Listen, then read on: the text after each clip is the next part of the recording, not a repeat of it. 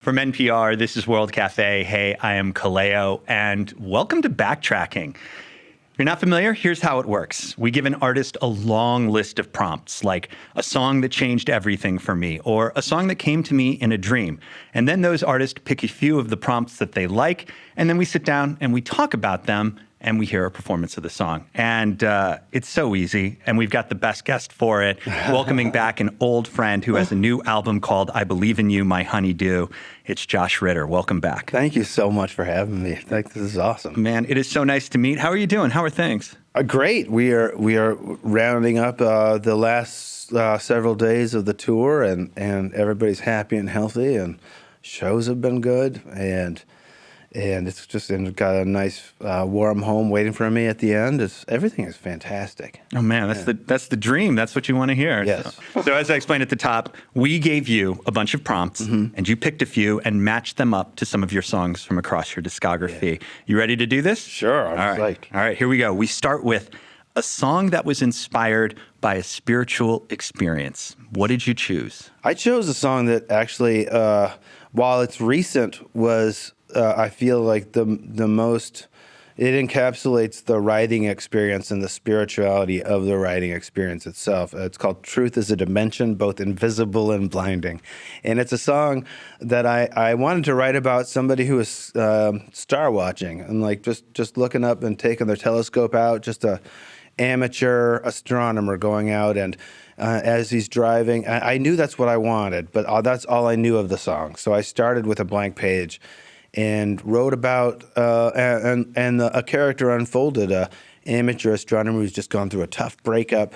He's going out and to look at the sky and maybe find a little peace. And as he's doing it, he has an experience that is a mystical experience. Mm-hmm. He looks up in the sky and receives the fundamental like nature of truth, and it comes to him all in a moment. And that's how it happened to me when I was writing the song. I wasn't looking up at the sky. I was writing the song, and the blank space kept getting filled up, and suddenly the nature of truth, as I suddenly began to understand it, unfolded, and it truly was a spiritual experience. It was one where, like many songs, I don't remember having written it. I just remember waking up from the moment of writing it and feeling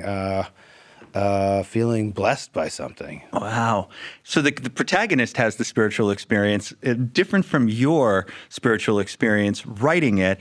I would love to know a little bit more about the idea of truth being a tangible physical object, because I know that's a big part of the song. Well, truth is something that I grew up with having a very bifurcated view of. You know, my parents were both scientists and neuroscientists, and truth in science is something that you are working towards. You have a hypothesis about what the truth is.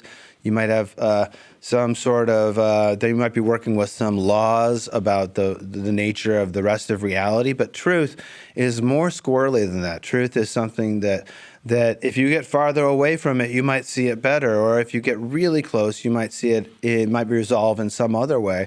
As well, people can offer you the truth and bend it as they do. You know, they can warp the facts. They can blind you with something that seems irrefutable. And all these things are truth, but if truth can be manipulated in all these ways, then how is it different than the ways that we manipulate the other parts of the world around us, our regular 3D world, you know, by picking up a cup of water or by hailing a cab or doing all these things? We are working within a reality that seems to me to be very much the one that truth also has to work within. Yeah. Perhaps we just don't recognize it as a dimensional space, but I find that my life has been happier since I've tried to live in truth as I see it. How do you stay truthful as a songwriter?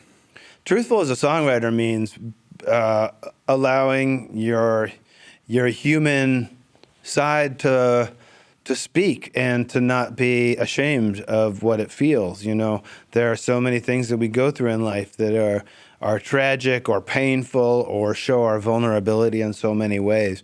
And the only way to really be a songwriter is to write about those things, because being on stage, songs, performing, writing, they're just smaller metaphors for the way you go about your life. Yeah. You know? When you go up on stage and you just completely blow it, that's a good thing because people get a chance to see someone just absolutely whiffing it on stage and falling down and then getting up again and continuing the show. And that's what we all have to do in our lives. And I've always felt that songs are about taking big risks because otherwise, you know, what's the point of playing music for anybody? You know, unless you're going to go there and get that far and really go out on a limb, there's no point.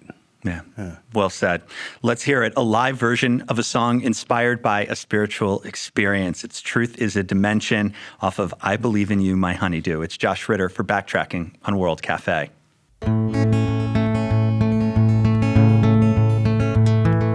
I got off the highway north of Desert Canyon Station. I was driving with my headlights off, just stars for navigation. My telescope, my notes, my ham sandwiches and coffee. Sometimes you must be all alone, there ain't no way to not be. I was thinking about Tanya and how things had rearranged. And everything had gone full circle, we were back to being strangers. She was with a man named Neil now, that's all I knew about him. But I was happy, she was happy, real happy that she'd found him.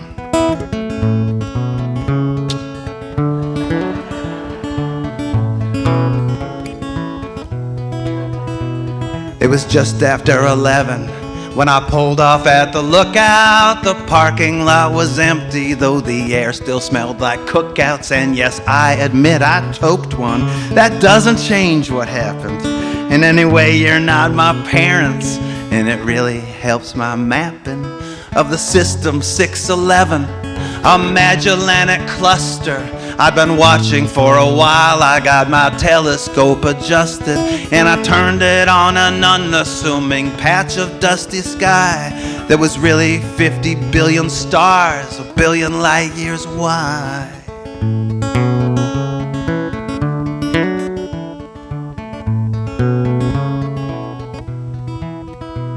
And then all at once it felt as if time had been suspended and a vision poured into me like a bottled been upended. I was filled with revelation, both infinite and finite, that filtered down the telescope, encoded in the starlight. It said truth is not immutable, itself is a dimension. Truth can be both weighted down and warped in strange directions. Truth has a shape that alters, each according to observer. Sometimes you must be close to it, sometimes you must be further. Truth can bend and truth can break, depends on how you ask it. It frays or it may blaze out at some Paul bound for Damascus, and it sometimes gets mistook for God, sometimes for its servant. It both exists and doesn't, like a star that's not observed yet, which all at once returned my thoughts to System 611, still twinkling down the telescope into my mind from heaven. And I stood there looking upward as the darkness turned to dawn and received that strange transmission till finally it was gone.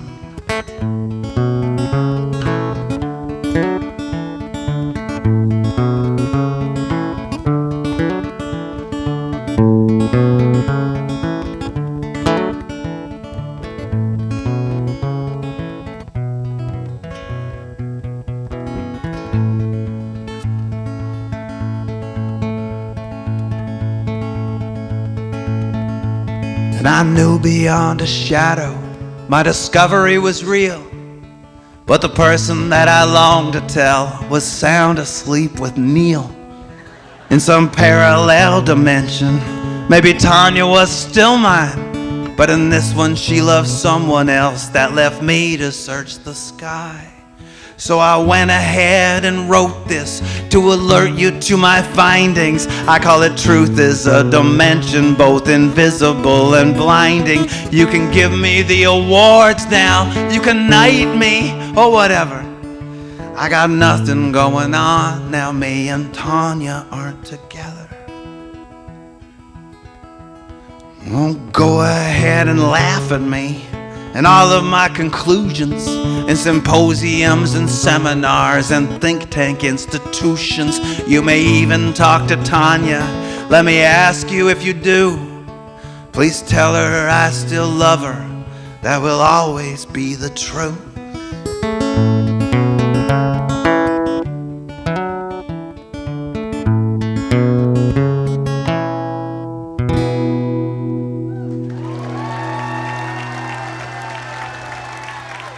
Thank you.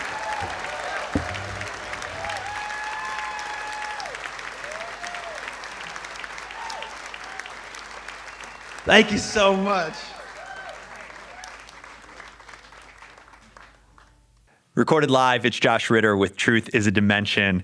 That's from his new album, I Believe in You, My Honeydew. It's World Cafe with Backtracking. We've asked Josh to pick songs from his discography based on a list of prompts we've given him, and then we talk about those songs. That last song was inspired by a spiritual experience. Before we jump into the next prompt, that song, Truth is a Dimension, is from your new album, I Believe in You, My Honeydew. And the album is written for your muse, a force you have named Honeydew. And I wonder, what do you say to which that has given you so much? What I realized with the muse over time is that my own conception of what a muse was incorrect. You know, I had thought of the muse as a person or an idea that I would follow. Yeah. And it would be my muse. I would follow it like Dante followed like Virgil through hell, or and that was worked out for me for a while. You know, I could follow something and follow an idea. But then I started to realize that, like, the muse, as it was, like, first kind of laid out with the ancient Greeks, was much more useful to me in my own writing and my own way of thinking about what I do. Because in the ancient Greek conception, you invoke the muse before you start to do anything. The Homer, the bard, would say, he would invoke the muse, say, please come inside me and speak for me. And I will be the vessel, in essence. I will be the vessel, and the music, the poetry, whatever it is, will be yours. It will be you speaking through me. And to me, that feels much better because, as I said, I don't feel like I am always in control of the writing of the songs. I sit down, I start, and then the other comes through, you know, and I don't shut it down. I don't, you know, I will go back and edit songs, but I don't go in and say, this is not the song I want to write right now. The song that I want to write right now is the one that the muse is giving me. Yeah. And for me, that makes it a much less egotistical operation. Yeah. You know, I like the idea that, you know, I will be a pane of glass and that light will come through. It will come through my pane of glass, so it will look like me and it will have my qualities, but it's not that light is from somewhere else. Yeah. This is World Cafe. We're here with Josh Ritter. This is Backtracking. Up next, a song that you were nervous to share. And you didn't have to choose this specific prompt. So, like, credit to you for stepping out on something that might make you uncomfortable. What's the song that you were nervous to share? Well, the song I wrote was that I wanted to share was called Dreams. It's from an album called Gathering, and from several years ago. And it was the first time I decided I'm going to write about bipolar depression and the experience of being bipolar, which means for me cyclical, very fast cyclical mood swings between elation and despair. Mm-hmm. And you know, the moods are one thing. You can have a mood, but it's also your actions in the world and the decisions you make when you are, you know, fully traumatized by grief or just elated with some kind of electricity that makes things so impossibly beautiful that you couldn't access those kinds of thoughts at any other time. And they're both dangerous states because obviously they it's like an Ouroboros. I guess that's it's never, you're never left in a moment where things are just fine. I wanted to write about that because I also wanted to write about medication. and I felt like it was important to say. And I'd read so much and seen so many heroes of mine, friends of mine, people that had to live in darkness for so long that it became overpowering. And I did not want to be overpowered. And so I wrote about getting medication. I wrote about going to doctors and trying to search for the reasons before it was too late, and because being tortured as an artist is no fun. And overrated in terms of the process. Incredibly, you can't write when you're tortured, And if you do write when you're tortured, I'm speaking for myself, the music is not good. The songs are not good. No one can be asked to report back in the middle of an assault, And so for me, it was about writing about this terrible time, and then or a fictionalized terrible time, and then getting medication that actually doesn't make those things go away, but allows you to live a little bit more comfortably so that you can actually do the writing, and do the work that makes you feel fulfilled. It's nervous to put this out into the world. What do they say? It's your song until you put it out, and then it belongs to the universe. Right. What did the universe echo back to you after you put this out? Did it reaffirm your faith in the folks that you wanted to hear this from? Well, I would say yes. I was nervous about it because writing about mental illness is holy ground. It's holy ground for so many people, and I would say for almost everybody, knows somebody or has mental struggles that they have to deal with, and that are physical struggles. And I do not want to take a thing away from anybody by treating that subject as anything less than profound. And for that reason, in the same way that I would not write about politics unless I felt like I had something truly that was important to say that wasn't preachy. And this was, so I wrote a song, Dreams, which is an experiential song about what it feels like. And that's very nerve-wracking because I don't want to take away from anybody else, and I also don't want necessarily the focus on me, It's a fictionalized account because the things that would happen in my life would be far too close, but I can get there by creating characters that have experiences that elicit that same kind of response. Yeah.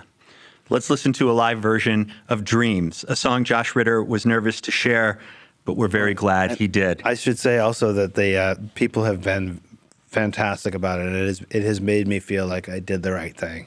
Let's listen to it. It's Josh Ritter here on World Cafe.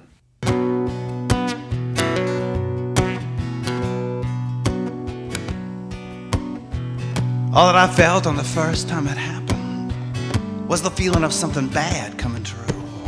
One day I was happy, one day I was laughing, then somewhere a chain snapped, like that I was loose.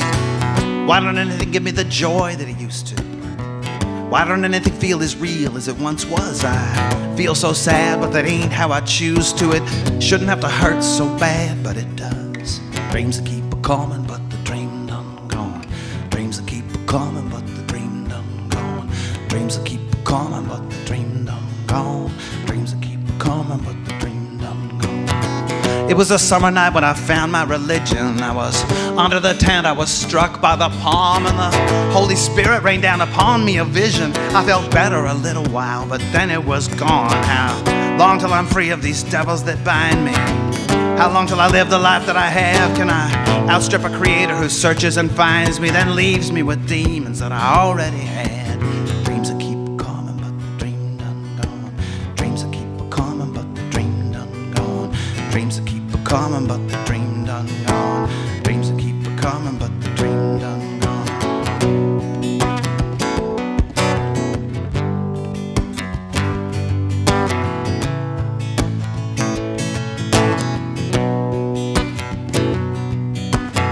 So I took off south like the beat of a bat wing. I fell in with this boat salesman and a kid. One carried the nails for his own crucifixion.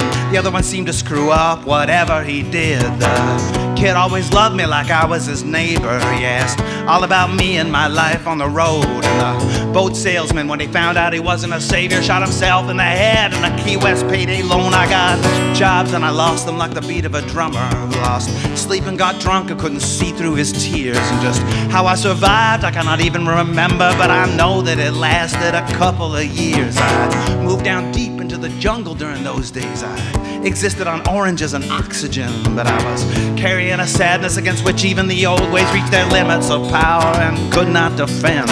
Dreams that keep a coming, but the dream done gone. Dreams that keep a coming, but the dream done gone.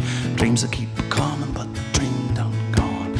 Dreams that keep a coming, but the dream done gone. I wandered through temples covered over with saint days. I wandered through drug labs and kidnaps and graves. I tried my best to meet death by the Jaguar or AK, but I was covered over with grief, and by this I was saved. When I was up, I saw the connection between all things. When I was up, I was so high up above that the whole world appeared to me electric and thrilling with the fineness of lightning and the sweet milk of love. When I was down, the whole world melted, burning black plastic wherever I chanced to be. And all that I was just was some kind of a tragic mistake that had somehow crawled out of the sea. How long till I'm free of these devils that bind me? How long till I live the life that I have? Can I outstrip a creator who searches and finds me, then leaves me with demons that I already had? Dreams that keep a coming, but the dream done gone. Dreams that keep a coming, but the dream done gone. Dreams that keep a coming, but the dream done gone. Dreams that keep a coming, but the dream done gone. I went to a doctor who sent me to a doctor who sent me to a doctor who sent me to a room, and that's where I waited with the world ending round me and the voices in my head spinning round in a tomb. She gave me a bottle and I took what was in it. Stuff in my bloodstream started to rattle in fizz, and I know that they're working, but the devil's still down there. I tell myself that it's better, and sometimes it is. How much could I say to tell you I love you? I haven't seen much of the world, but I know that there aren't any others who know me like you do, and your comfort seems to follow me wherever I go. I know you're no cure for this darkness inside me. It feels better just to know that you're near, and your patience, your joy, and your strength are astounding. I know that without you I wouldn't be here. I know that without you I wouldn't be here. I know that without you I would not be here. I know that without you I wouldn't be here. I know that without you. Dreams that keep a coming, but the dream done gone. Dreams that keep a coming, but the dream done gone. Dreams that keep a coming, but the dream done gone. Dreams that keep a coming, but the dream done gone. Dreams that keep a coming, but the dream done gone. Dreams that keep a coming, but the dream done gone. Dreams that keep a coming, but the dream done gone. Dreams that keep a coming, but the dreams. Thank you. Hell yeah.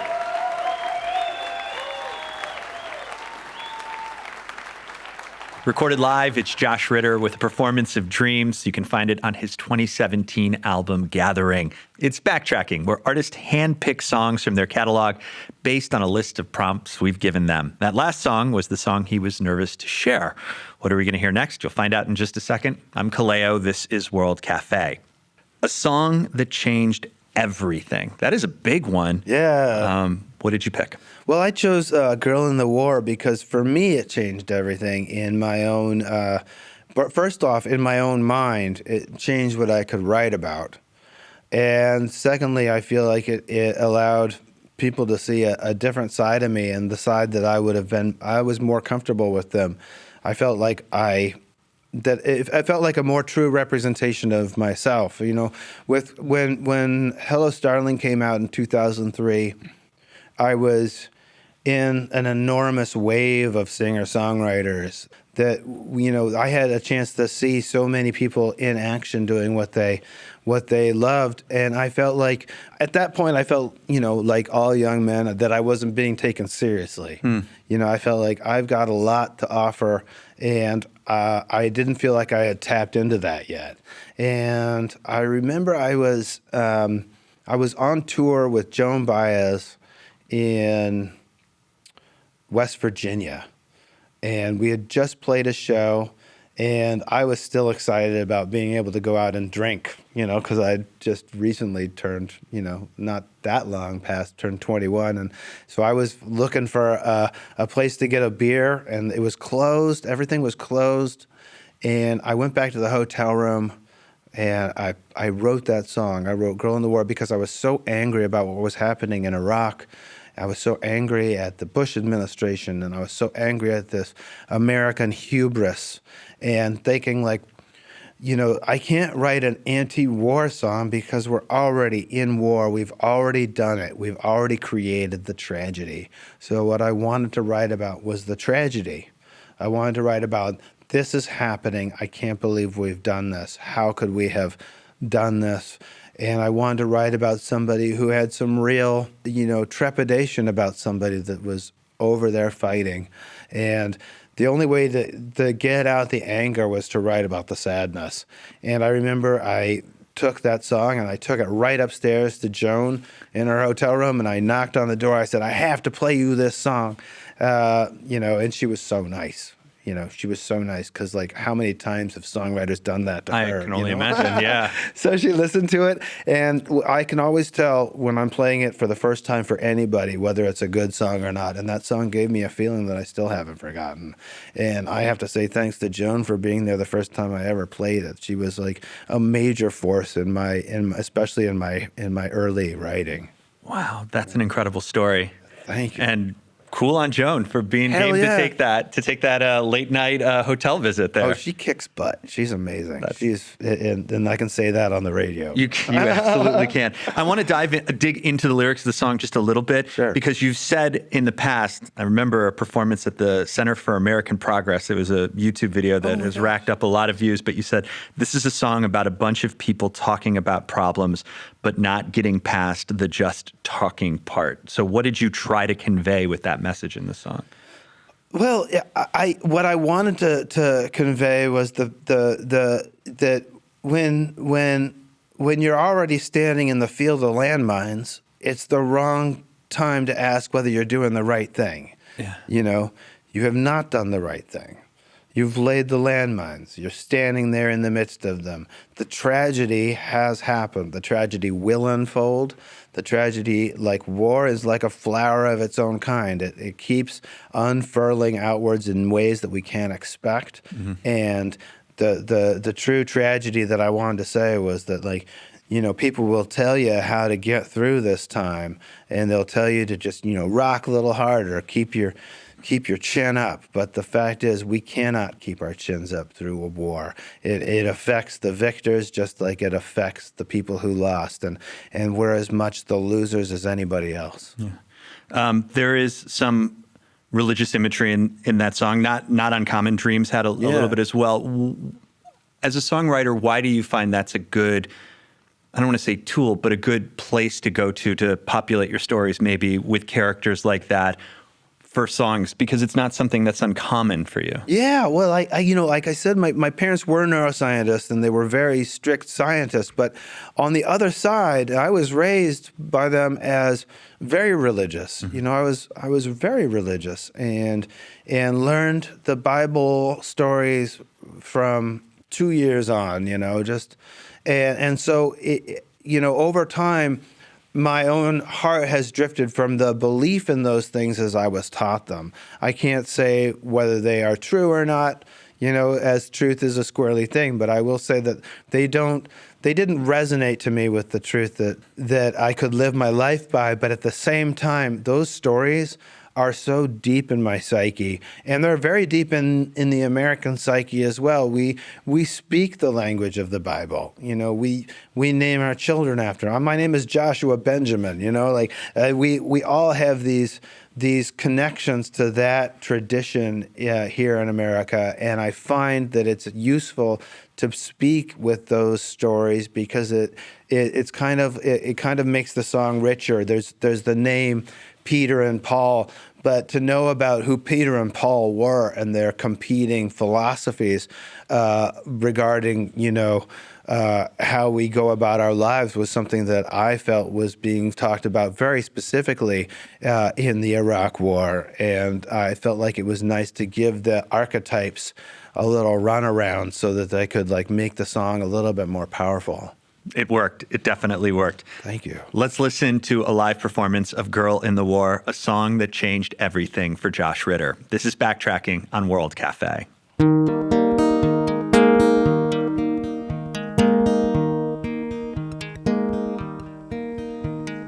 Peter said to Paul, you know all those words we wrote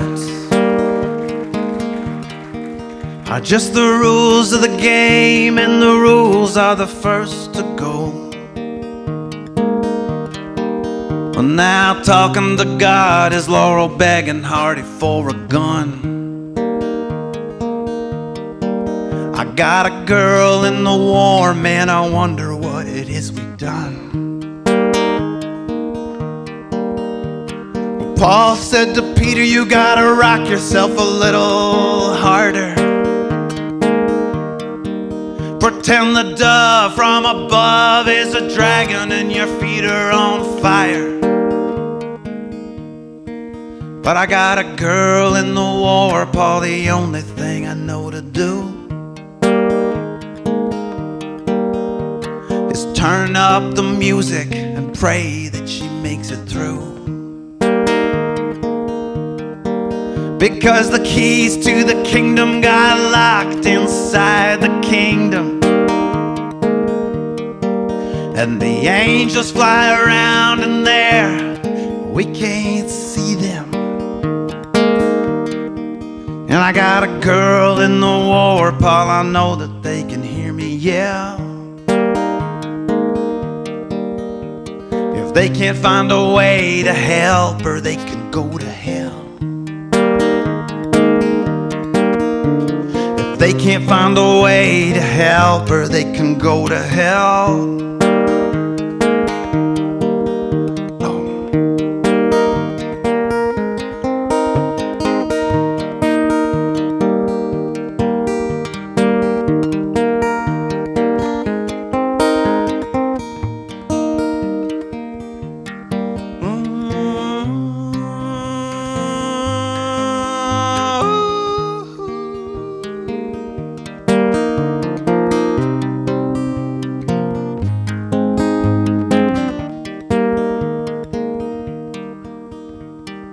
Paul said to Peter, you gotta rock yourself a little harder. Pretend the dove from above is a dragon and your feet are on fire. But I got a girl in the war, Paul, the only thing I know to do is turn up the music and pray that she makes it through. Got a girl in the war, Paul, her eyes are like champagne. They sparkle, bubble over, and in the morning all you got is rain. They sparkle, bubble over, and in the morning all you got is rain. They sparkle, bubble over, and in the morning all you got is rain. Hey, hey, hey.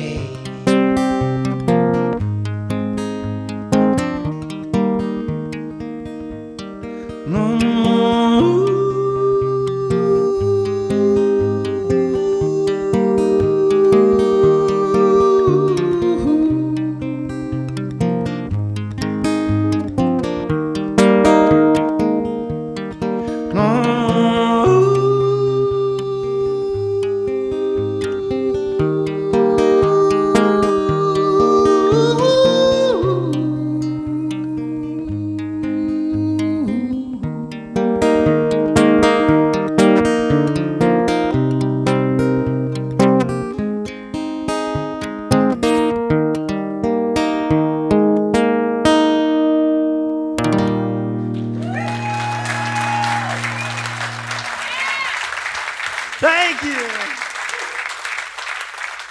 That was a song that changed everything for Josh Ritter. It's Girl in the War from 2006's The Animal Years, performed live on stage for World Cafe. This is Backtracking. Josh has picked songs from a lot of prompts to match up with songs from across his catalog. And the last song we have for you is one that made you laugh. I'm so game for any time you something that brings you joy and laughter. What did you pick? I chose a song that I've never recorded for a record, but but I wrote it and I just didn't know what to do with it. Some people have covered it, but it's a song called it's a song called Deputy Blues Part 2, and I grew when sometimes you discover like a group of songwriters all at once, and they change how you think and write for a while. And I remember discovering Hank Snow and Roger Miller, and I just love the rattle fire of their delivery. It sounded like sometimes with Roger Miller, it sounds like he's just a mockingbird. He sounds like he just flew in with this incredible ability and this like wry sense of humor, and then just flew off. And he just put all these little songs in my head. And Hank Snow the same with like I've Been Everywhere. There's these I've Been Everywhere, man. All these beautiful like funny like tripping tip of the tongue songs. And I love to write songs with lots of words. Obviously, I really enjoy that, but I'd never really tried to write a song that was just specifically the hardest thing I could ever perform. So I was having fun, and it requires a real like breath control, and it's also a funny story about a guy who is the deputy sheriff, and he has to go find out who shot the real sheriff, and it's a love story.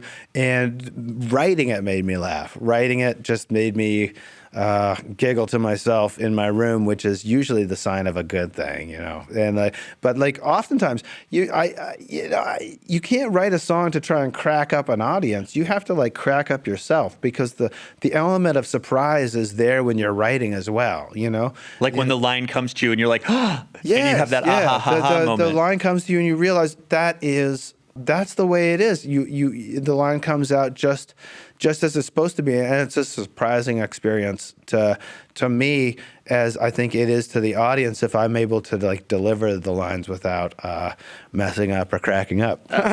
Well, I love that you said Hank Snow, because that's the first thing I heard in my head when I saw that. And for those who don't know, Hank Snow, Australian musician, or no, I think he's American. Oh, he's American. Yeah, but he did the cover of "I've Been Everywhere." Yeah, he wrote it. Yeah, he wrote that. It was amazing. Yeah. Amazing. And then he wrote, I think he might have written "Fools Such as I can't remember now, but just beautiful songs. But I love the idea of a 3-act play in 3 verses in a song with a chorus that you come back to. Yeah. Why did you never record it for one of your own albums? I mean, aside from the fact that maybe tonally it might not. I think that's mostly the reason. I don't feel a great stress to like try and fit all the songs on records. I have so many that just don't quite fit in, and that's one of the great things about writing without trying to edit yourself at the beginning.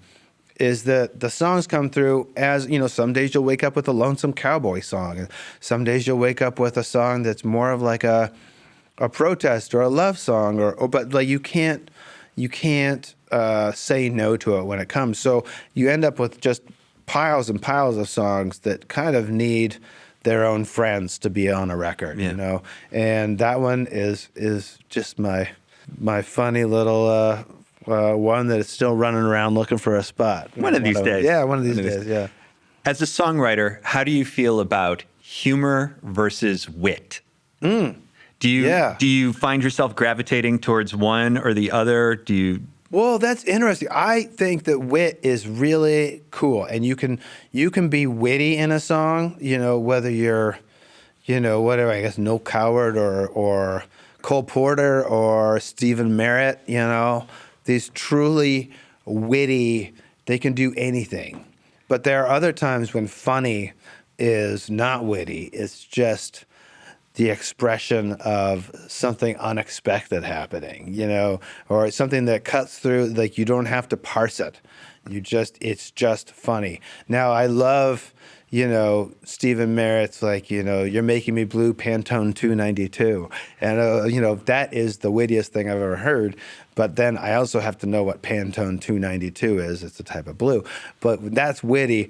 But then, acoustic guitar gonna make you a star. That's funny. So there's different ways of doing it, but I find that you can't be too witty all the time, and you can't. And I certainly can't be witty all the time. But a lot of times I'm I'm funny without knowing it. Sometimes better without than realizing it, and people are laughing, and I have no idea why, so I just go along with it, Yeah, I think the word people try to avoid is clever, being too clever, because that I think has diminishing returns. Yeah, being too clever, people, but witty is just that perfect, the courtly humor of a parliamentarian.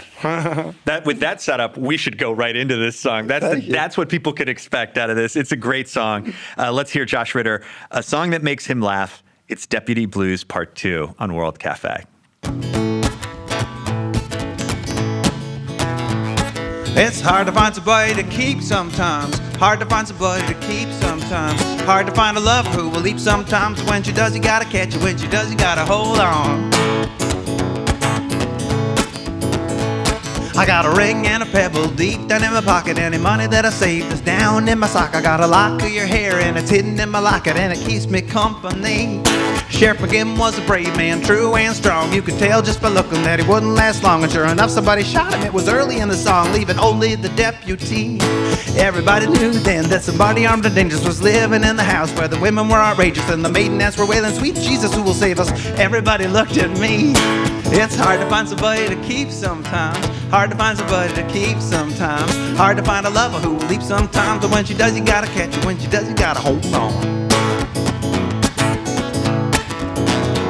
So I rode on down to the house full of women, looking for the murderer who would have murdered Sheriff McGinn. But when I finally found him, it wasn't a him, it was a her, and you were she. You were holding 6 guns, but not in my direction. You sat real close and you gave me your confession. I was shot through the heart, but not by Smith & Wesson, but the way that you kissed my cheek. You said the sheriff was a bad man, a liar and a thief. He was crooked to the core, contrary to popular belief. He treated all the girls bad. One day he came to grief, he shot him off on the balcony. It's hard to find somebody to keep sometimes. Hard to find somebody to keep sometimes. Hard to find a lover who will leap sometimes. But when she does, you gotta catch her.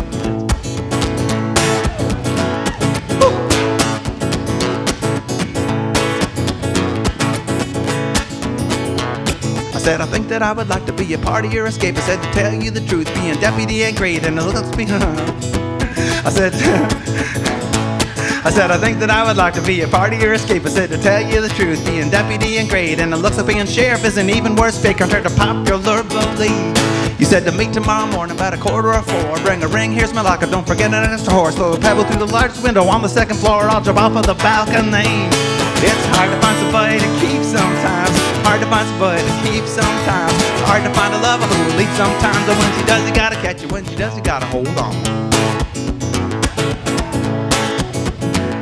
So she jumped down, I caught her, and we both rode away. We built ourselves a little home down by the San Francisco Bay. We disappeared without a single trace, no inquiries were made, and the rest is history.